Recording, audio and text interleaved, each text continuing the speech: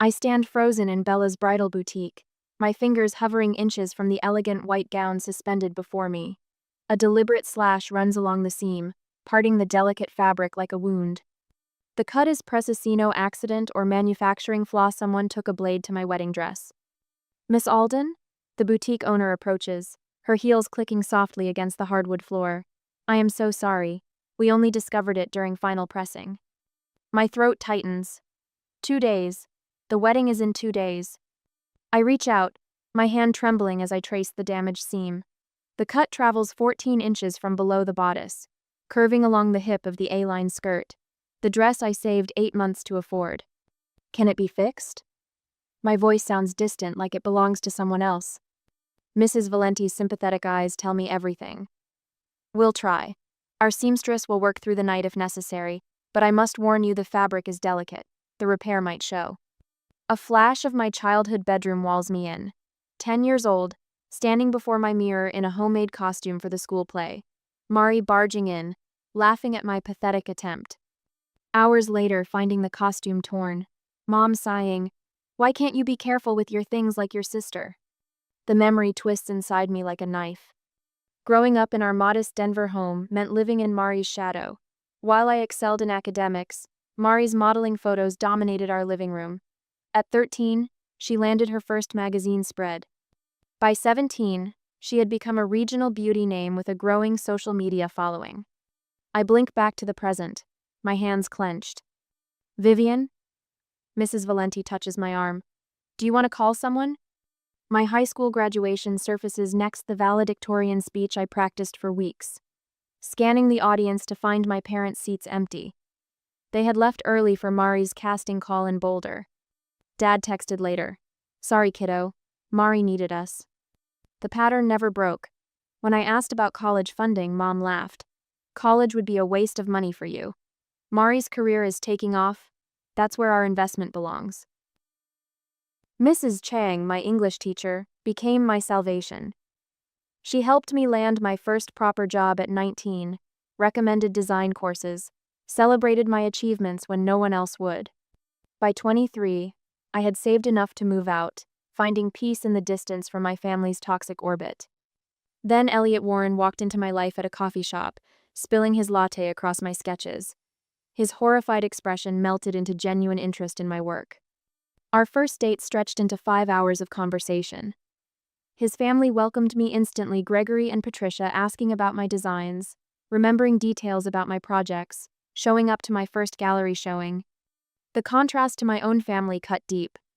Vivian? Mrs. Valenti's voice pulls me back. My phone buzzes in my pocket. A text from Mari. Hope everything's going smoothly with your preparations. The pieces click together with crystal clarity. 3 months ago, I called my mother with the engagement news. Her response, "Oh, that's nice, dear. Did I tell you Mari booked that national skincare campaign?" A week later, Mari cornered me at Sunday dinner, her practiced smile never reaching her eyes. "Oh, you're doing a small wedding, right? I guess it's fine if I get married the same day." The shock when Mari announced she'd booked her wedding at Aspen Ridge, the exact venue Elliot and I had reserved, still burns. Her ceremony scheduled 90 minutes before ours. Her guest list 3 times larger. Her dress featured in a local magazine spread. And now this. Mrs. Valenti. I straighten my shoulders. I'll pick up the dress tomorrow at noon. But the wedding will go on. Something hardens inside me. Please tell your seamstress I appreciate her efforts. Outside in my car 15-20 minutes later, I grip the steering wheel until my knuckles whiten. My phone buzzes again with another text from Mari. By the way, I think Mom invited some of Elliot's relatives to my ceremony. Hope that's okay. I take a long, steady breath.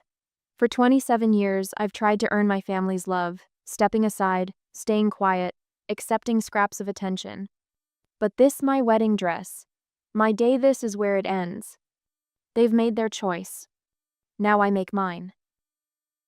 Later that day, I push through the revolving door of Aspen Ridge's grand entrance, my wedding planner, Cynthia, 2 steps behind me, clutching her clipboard.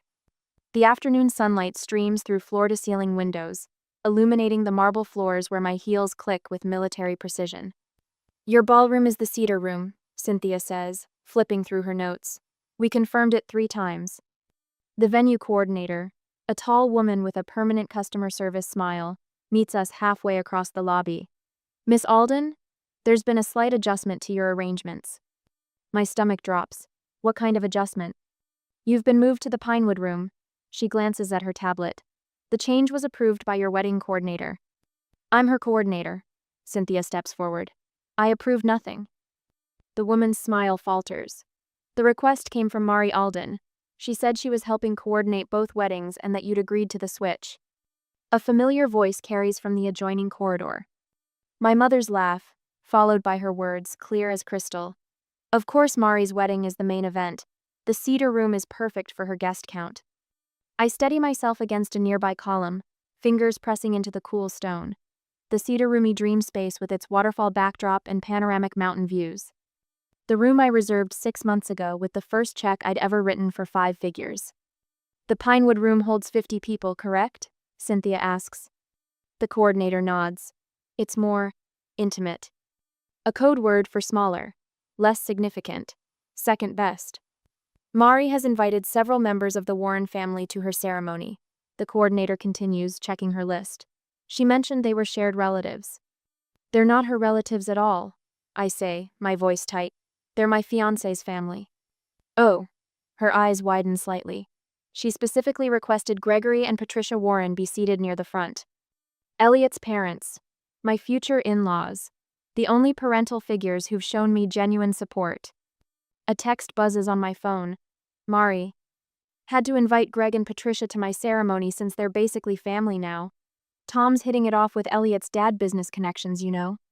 Don't worry, they can still make it to your little event after. The coordinator lowers her voice. Miss Aldenmere mentioned she was doing you a favor by helping plan. She said you were struggling with the details. Blood pounds in my ears. 20 minutes later, I stand in the Pinewood room. It's fine. Serviceable. A corner space with modest windows and basic white walls. A wedding hall for someone who doesn't matter. My phone rings. Elliot. Mari's fiancé just called me, he says without preamble. He suggested we combine our weddings to save face, since most of the guests will be at theirs anyway. I press my forehead against the window glass. What did you say? I told him I'd marry you in a courthouse tomorrow if that's what you wanted. His voice softens. This is our day, Viv, not theirs. For the first time since finding my slashed wedding dress, tears threaten to fall. A text from my father arrives. Your sister just needs more attention, she always has. Please don't make this difficult. I could recite those words from memory. The mantra of my childhood. Later that evening, my apartment door clicks open. Elliot enters carrying takeout bags from our favorite Thai place. My coworkers' supportive messages still light up my phone offers to help with flowers, photography, anything I need. Your mom stopped by the boutique, Elliot says, setting down the food. She's checking on the dress repairs. I blink. My mother? No, mine. Mom was furious when I told her what happened. Something inside me fractures. I sink onto the couch, 27 years of composed smiles and swallowed hurt rising like a tidal wave. They never saw me, I whisper as Elliot sits beside me. Not once. Not when I graduated top of my class. Not when I got my first design contract. Not when I moved out. My voice breaks. They won't even see me on my wedding day. Elliot pulls me against his chest, his heartbeat steady under my ear. I see you, Vivian. My parents see you. Everyone who matters sees you. The phone rings. Gregory Warren's name appears on the screen. Vivian, he says when I answer. May I ask what ballroom number Mari's reception is in? The cedar room, I reply, puzzled. Why? Just confirming some details. I hear the scratch of a pen. Don't worry about anything. Focus on your day. When I hang up, Elliot's expression has changed, a mix of amusement and conspiracy. What's your dad planning? I ask. Elliot takes my hands. He wants you to have deniability.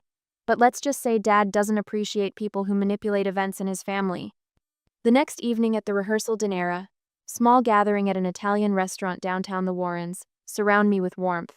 Patricia adjusts my hair with motherly care. Gregory shakes hands with each guest, his conversation flowing easily. Across the room, I catch Gregory speaking quietly with Elliot's cousin James, who works at his firm. They glance in my direction, then nod to each other. As dessert arrives, Gregory rises, champagne flute in hand. To Elliot and Vivian, he says, his voice carrying authority without volume. Family is defined not by blood, but by who stands beside you when it matters. Tomorrow will be a day of revelation. His eyes meet mine with unmistakable meaning. For everyone. On the wedding day, I stand before the antique mirror in the small bridal suite, my fingers tracing the nearly invisible repair along the seam of my wedding gown. The boutique seamstress performed a miracle overnight.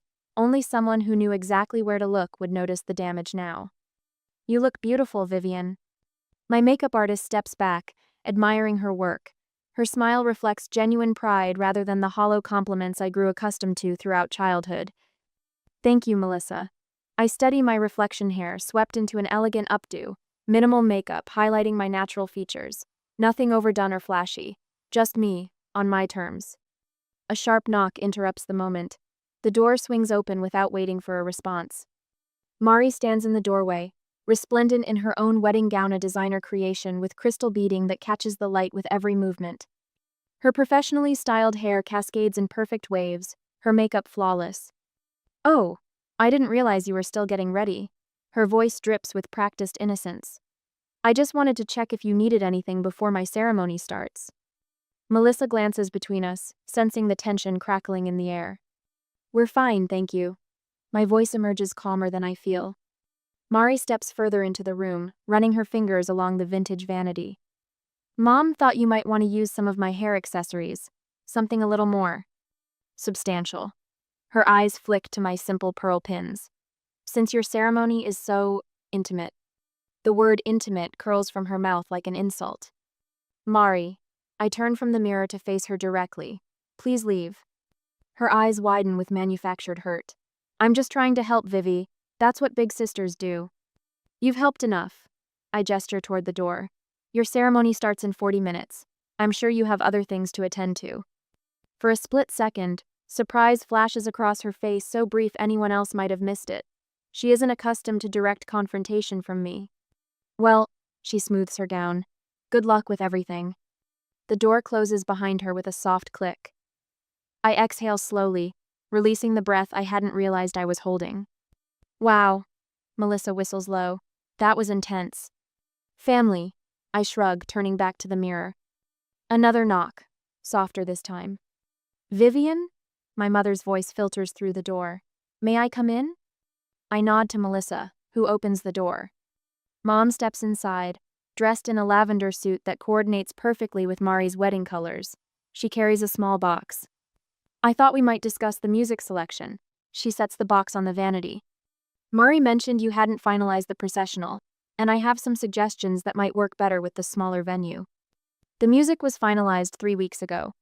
I meet her eyes in the mirror. Classical guitar for the processional, string quartet for the reception. But dear, she persists, wouldn't it be lovely to use the same orchestra as Mari?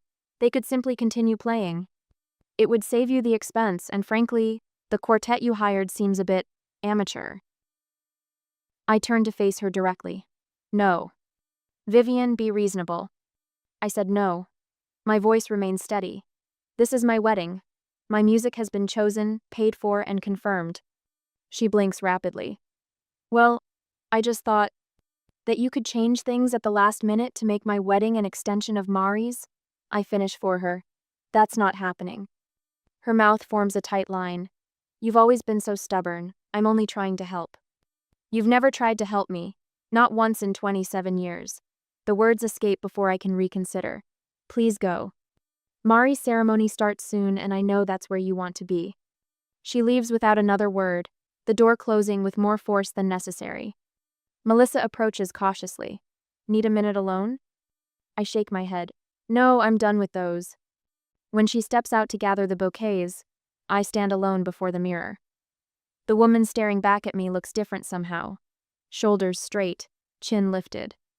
The repaired dress, with its invisible mending, suddenly feels symbolic. This is my day, I whisper to my reflection. My phone buzzes with a text from Elliot. Just saw your sister's guests arriving. Heard she's telling everyone to stop by the smaller wedding after for free drinks. My dad is having a field day taking notes. Love you. Can't wait to see you. I smile, slipping the phone into my small handbag. Whatever Gregory has planned, I trust him completely. Later that day, walking alone down the aisle feels nothing like I imagined as a little girl. No father's arm to lean on, no mother dabbing proud tears from her eyes. Instead, I move forward on my own strength, head high, eyes fixed on Elliot. The intimate gathering of 50 guest-true friends and Elliot's loving family creates a warmth no grand ceremony could match. Each face represents a genuine connection, not social obligation or status. When Elliot's eyes fill with tears at the sight of me, something breaks open inside my chest. This is what being seen truly feels like. "You're extraordinary," he whispers as I reach him. The ceremony unfolds exactly as we planned, personal vows that speak of finding family in unexpected places, of building something new together. No mention of troubled pasts or absent parents.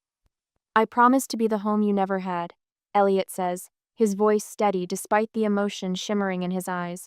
"A place where you are always seen, always valued, always enough." Afterward, in the smaller ballroom where our reception begins, I notice Gregory checking his watch repeatedly. Mari's ceremony concluded 20 minutes ago. "Is everything okay?" I ask as he pulls out my chair at the head table. His eyes twinkle. "Absolutely perfect. Just keeping track of timing." That's when I notice the ballroom filling with unexpected guests in formal attire, men and women I don't recognize, filing in with champagne flutes already in hand. "Elliot?" I squeeze his hand. "Who are all these people?" My new husband leans close, kissing my temple. "Just wait. Dad says it's almost time." The string quartet transitions to a lively piece as servers appear with the first course. The mysterious guests mingle comfortably, making themselves at home in our celebration. Then a hush falls across the room. Mari stands in the doorway, still in her full wedding gown, her expression frozen in confusion. Her eyes dart around the packed ballroom, taking in the elegant decorations, the overflowing champagne, the crowd of well-dressed guests. As she steps further inside, recognition dawns on her face. These aren't random wedding crashers. These are her fiancé's colleagues, industry connections, influential people who should be at her reception right now. Gregory rises smoothly from his seat, champagne glass in hand. "Ah, Mari, welcome to my son's wedding." His voice carries effortlessly across the now silent room. "Isn't it magnificent?" And in that moment, watching comprehension wash over my sister's face, I feel something shift irreversibly. The balance of power, tilted against me my entire life, finally rights itself. I stand beside my husband, straightening my shoulders. My day, my terms, my victory. Mari's eyes dart around the room, recognition flickering as she spots face after familiar face. "I don't understand," she whispers. Gregory leans closer. "Half your guest list works for my firm," he explains, his tone conversational but loud enough that I can hear every word. "Did Tom never mention that I oversee human resources for Westridge Architects?" When I noticed certain names on both guest lists, I simply made sure my employees understood which wedding took priority. The diamond earrings at Mari's ears tremble as she shakes her head. "But I sent personal invitations." "And I sent personal reminders," Gregory finishes, raising his glass in a small salute. Remarkable how persuasive a note from one's boss can be. A commotion at the entrance draws our attention. Tom barrels through, his tuxedo slightly askew, face flushed with anger. He freezes mid-stride when he spots the senior partner from his law firm raising a toast with Elliot. "What have you done?" he hisses at Mari, grabbing her elbow. For the first time in my life, I see genuine panic in my sister's eyes. "I didn't know." "My entire firm is here," Tom snarls, dropping his voice but not enough to hide his fury. "Partners who never accept social invitations came to congratulate me on my wedding only to find themselves at your sister's reception." Mari attempts to salvage the situation with her practiced smile. "I just wanted to congratulate my little sister," she announces loudly, voice honey sweet. "What a lovely, intimate gathering." Tom's fingers dig deeper into her arm. "Stop it," he growls. "You made this about your petty games and now I look like a fool in front of my boss." The entrance doors open again. My parents appear, their expressions expectant as they scan the room for Mari's grand celebration. Mom wears the coral dress she showed me 3 times, explaining how perfectly it would photograph against Mari's color scheme. Dad stands behind her, already looking bored. Their faces register confusion, then shock as they take in the scene. Mari cornered by an increasingly agitated Tom, the ballroom filled with elegantly dressed guests toasting Elliot and me. Gregory notices them too. He straightens his tie and walks over, extending his hand to my father. "Mr. Alden," he says, his voice carrying. "I'm Gregory Warren, Elliot's father. As a father, I wouldn't miss my son's wedding for anything in the world." He pauses, his smile never wavering. Strange how some parents think differently. Dad's hand hangs limply in Gregory's firm grip. Mom's mouth opens and closes without sound. Across the room, Tom's voice rises. "You promised this would work." "Keep your voice down," Mari hisses. "Why? So you can save face? My managing partner just asked why I sent him to the wrong ballroom." Their argument escalates until they're no longer bothering to hide it. Tom throws his hands up. "This is exactly like the condo decision and the honeymoon change, you making choices without consulting me. If you'd just listen." "I'm done listening." Tom backs away, straightening his jacket. "Enjoy your empty reception." As if on cue, a venue staff member approaches Elliot and whispers something. Elliot's eyebrows rise and he turns to me with barely suppressed amusement. "Apparently," he murmurs into my ear, "Mari's reception across the venue stands nearly empty. Only 12 guests showed up." A strange feeling bubbles up inside me, no satisfaction exactly, but vindication. Years of standing in shadows, of making myself small, of accepting scraps of attention, all of it crystallizes into this perfect moment of clarity. My parents approach, their expressions transformed. Mom reaches for my hands. "Vivian," she says, her voice warm in a way I haven't heard directed at me in years. "You've always been the more dependable one." Dad nods vigorously beside her. "Always knew you would succeed," he adds, as if he hadn't missed every milestone that led to this day. I look at their faces, suddenly eager, suddenly proud, and see the truth. With Mari's star falling, they're scrambling to align themselves with success. The power has shifted, and like weather vanes, they've swung toward the strongest wind. I feel Elliot's hand slide into mine, his thumb brushing reassuringly across my knuckles. His touch grounds me. "You don't get to say that now," I tell them, my voice clear and steady. "I've already built a life without you." I turn to the nearest staff member. "Would you please escort these guests out? They weren't on our list." As they're led away, their protests fading, Elliot pulls me close. The band strikes up our first dance song. Around us, the reception continues. The air lighter somehow, as if the room itself can breathe easier with the toxic elements removed. In Elliot's arms, surrounded by people who choose to celebrate us, I finally understand what family really means. 10 days later, a stream of texts floods my phone as Elliot and I watch the sunset from our rented coastal cottage. The Oregon waves crash against the rocks below, each surge washing away another layer of tension from my shoulders. Mari's latest message glows on the screen. "Please call me Viv. Mom and Dad are devastated. Tom left me. Everything's falling apart." I switch off my phone and place it face down on the wooden side table. 10 days of honeymoon peace won't be interrupted by their manufactured crisis. "More drama?" Elliot asks, his hand finding mine on the porch swing. "The usual. Mari's world collapsing. Parents heartbroken." I take a sip of wine, savoring the crisp Pinot Noir from a local vineyard. Apparently Tom walked out after their wedding fiasco. Elliot's thumb traces circles on my palm. Gregory mentioned Robert called him twice this week. Something about investments gone wrong. The pieces connect like a puzzle I no longer care to solve. My parents sank their savings into Mari's elaborate wedding, the now canceled reception, the designer dress she'd never wear again, the honeymoon suite sitting empty. "Not our circus," I whisper. The liberation in those 3 words washes over me like the tide. When we return home a week later, our apartment feels different, lighter somehow. We unpack in comfortable silence, occasionally catching each other's eyes and smiling. The wedding photos arrive the next day.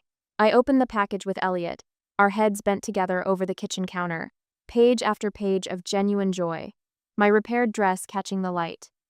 Elliot's eyes never leaving mine during our vows. Gregory and Patricia flanking us like protective sentinels. Not a single shot includes my biological family. My phone buzzes with another voicemail notification. 14 messages from my mother, 8 from my father, 23 from Mari. I delete them all without listening. 3 days after our return, the doorbell rings. Through the peephole, I spot Mari's familiar silhouette, shoulders hunched, head bowed. It's Mari, I tell Elliot, who looks up from his laptop at the dining table. Your call, he says. I can stay or go. Stay. The word comes out firmer than I intend. I open the door to find my sister stripped of her usual polish. No makeup. Hair pulled back in a messy ponytail. Eyes red-rimmed and swollen. Can I come in? Her voice cracks. I step aside without a word. She enters cautiously, like an animal sensing a trap. Her gaze lands on Elliot, then darts away. I've been trying to reach you, she says. I know. Aren't you going to ask what happened with Tom? I lean against the wall, arms crossed. Does it matter? He said I humiliated him in front of his entire company, that I used him like I use everyone. A tear slides down her cheek. I didn't mean for things to go so wrong, Viv. I just wanted to overshadow me, again. The words come out flat, without the heat I once felt. You've been doing it since we were children, Mari. The only difference is this time you got caught. That's not fair. I just wanted a beautiful wedding. Is that so terrible? I walk to the sideboard where my laptop sits. Let me show you something. With a few clicks, I pull up the security footage from Bella's bridal boutique. The timestamp shows Mari entering through the back door, speaking briefly with someone off camera, then approaching my wedding dress. The scissors glint in her hand before she makes the precise cut. Mari's face drains of color. How did you? Mrs. Valenti recognized you. She has a daughter who follows your Instagram. I toggle to another screen, displaying the group text between Mari and our parents. Mom, just checked Vivian's venue contract. Their deposit only holds until 3 p.m. If your ceremony runs long enough, they'll have to downgrade to the garden space. Dad, smart thinking, princess. She won't even know what happened. Mari, sometimes being the pretty one means being the smart one too. Mari stares at the screen, lips parted. Those were private. So was my wedding dress. I open another file. Here's your social media post mocking my pathetic budget wedding 2 weeks before the ceremony. Her eyes fill with fresh tears. Viv, I was just venting. I never meant. And this, I say, opening the final email, is the most interesting one. The message from our parents to Mari appears on screen. Darling, we've spoken with the venue coordinator. She understands our situation completely. Just make sure you outshine her in every way. We've put aside extra money for your flowers and champagne. No one will even remember her wedding by the time yours is finished. Mari collapses onto our sofa, shoulders shaking. Not the calculated tears I've seen her produce on command since childhood. These convulsions come from somewhere deeper, somewhere perhaps even she didn't know existed. I forgive you. I say, watching her head snap up in disbelief. Not because you deserve it, but because holding on to this anger would only keep me tethered to you. The forgiveness is for me, not you.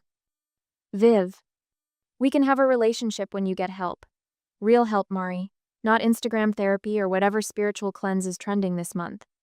She rises unsteadily, mascara tracking down her cheeks. What about Mom and Dad? The same applies to them. I move toward the door, opening it wide. Some families aren't made of blood, Mari. I've finally found mine. She pauses at the threshold, fragile and diminished.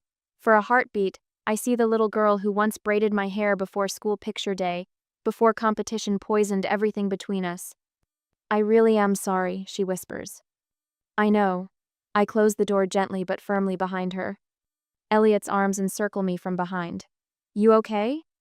I lean back against his chest, feeling his heartbeat through my shoulder blades. Better than okay. The weight I've carried since childhood, the constant striving for approval, the silent acceptance of scraps of attention slides away like water finding its level. In its place, something unfamiliar yet welcome settles in my chest. Freedom. I arrange the fresh-cut lilies in a crystal vase, morning light streaming through the bay windows of our new craftsman home. 6 months since the wedding, and sometimes I still wake expecting to find myself back in that cramped apartment, bracing for another text from Mari. Those look beautiful, Elliot says, sliding a mug of coffee across our kitchen island. His hand covers mine, briefly warm, steady. Gregory and Patricia will be here in an hour. I remind him, adjusting one stubborn stem. Dad called this morning. He's bringing those design magazines from New York. Elliot's eyes crinkle at the corners. He's more excited about your freelance projects than his own retirement plans. The thought warms me. 3 major clients in the past month alone. My UX portfolio growing with work that reflects my vision, not compromises to please difficult bosses or family expectations. I sip my coffee, remembering last week's video call with a tech startup. The founder nodding approvingly at my wireframes. This is exactly what we need, Vivian. When can you start? No second guessing, no comparison to someone else's work. Just straightforward appreciation of what I bring to the table. Elliot wraps his arms around my waist from behind. You disappeared there for a second. Just thinking about how different everything is now. His chin rests on my shoulder. Good different? The best different. The doorbell chimes. Elliot's parents arrive bearing pastries from that little bakery downtown, and Gregory's promised stack of design periodicals. Vivian. Patricia enfolds me in a hug that smells of Chanel No. 5, the same perfume she wore to our wedding. We saw the mock-ups you sent Gregory. Absolutely stunning work. Gregory sets the magazines on the coffee table, his silver hair catching the light. That healthcare interface will transform how seniors navigate their medical records. His voice carries the same certainty he used when confronting Mari at our reception. My colleague at Memorial wants to discuss implementing it system-wide. We settle in the living room. No tense silences, no waiting for backhanded compliments, just conversation that flows naturally, punctuated by genuine laughter. Almost forgot. Gregory pulls an envelope from his jacket. Your birthday dinner reservation for Saturday. Patricia insisted on Laurel's they have that chocolate soufflé you loved at Christmas. My birthday. 2 weeks away, and they remembered without prompting. After lunch, while Elliot and his father discuss the merger at the architecture firm, Patricia helps me clear plates. How's therapy going, dear? She asks quietly, loading the dishwasher. Good. Hard sometimes. I hand her a serving bowl. Dr. Winters says healing isn't linear. Patricia nods. You know, watching you stand up for yourself that day reminded me of when I left my first husband. Terrifying and necessary all at once. I've heard fragments of this story before. Patricia at 24, walking away from a controlling marriage with nothing but a suitcase. The card came yesterday, I tell her, from my parents. Her hands pause. And? Standard Hallmark. Hope you're doing well. Mari sent a separate one. Have you responded? I shake my head. Not yet. Mari mentioned she's seeing someone. A therapist, I mean. Patricia simply nods. No pressure either way. That evening, after Elliot's parents leave, we sit on our back deck watching sunset paint the sky. My phone buzzes with a work email, the industry award nomination I'd forgotten about. They want me at the ceremony next month. I tell Elliot, scanning the details. Of course they do. You're revolutionizing how people interact with healthcare technology. He squeezes my hand. We'll be there front row, embarrassingly loud with our cheering. I picture it looking out from that stage, to see not empty chairs where family should be, but faces bright with genuine pride. The Warrens. My colleagues. Friends who showed up when it mattered. Later, as dusk settles, we discuss our plans for the spare bedroom. It could be a nursery, Elliot suggests cautiously. Someday. The idea no longer terrifies me, raising a child, becoming a parent, not with what I've learned about breaking cycles. Someday, I agree, when we're ready. The doorbell rings, unexpected at this hour. On the porch sits a small package. Inside, a single white rose and a handwritten note in Mari's precise script. I'm getting the help I need. Take all the time you need. I place the rose in water but set the note aside. Some wounds heal, some don't. Either way, we move forward. Elliot appears in the doorway, a question in his eyes. It's okay, I tell him, meaning it. We're okay. Family isn't just blood. It's who sees you, who stays, who makes room for all of you, not just the convenient parts. And sometimes, it's who you choose to become,